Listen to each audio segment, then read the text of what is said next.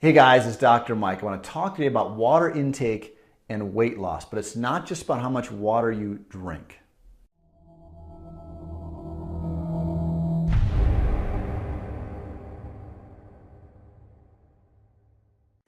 So a lot of our patients that come into our Nutrimos program are either really low on water or actually dehydrated. And sometimes they're actually drinking too much water. So the key is that when your water goes low in our cells, the cells get shriveled. So if you think of a raisin versus a grape, you want your cells to look like a grape. When they look like a raisin, it affects the function of the cell, actually slows down metabolism, which is the worst thing you can have for weight loss. So you want that cell to look like a grape. The key though is that, like I said, it's not just the amount of water that you take in.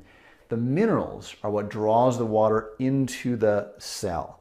And in our culture, salt's been demonized. And rightfully so. It's hydroscopic, it absorbs water. So one of the things that the salt manufacturers do is they heat salt up to about 1100 degrees to make it super dry.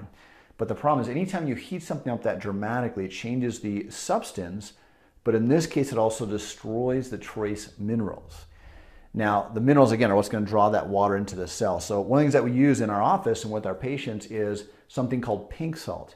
Now, this form of pink salt, number one, is it's all air dried. So you want to have your salt to be either air dried or solar dried.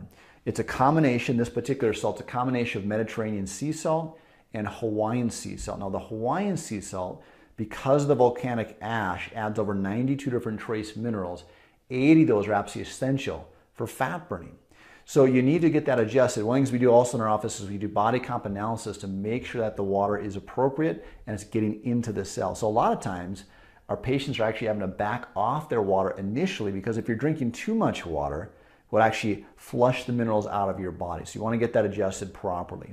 As a general rule of thumb, you're going to drink about half your body weight in ounces of water per day. So if you weigh 200 pounds, you're going to drink about 100 ounces of water per day.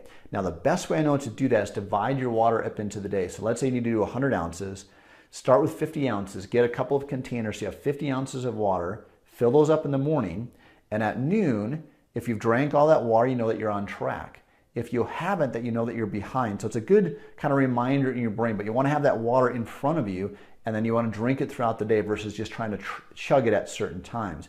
But just that alone, if you can get your water dialed in and get that water percentage up in the cell, that will help you tremendously not only in your weight loss, but more importantly, in your metabolism and your fat loss. So try it out. If you have questions, let us know.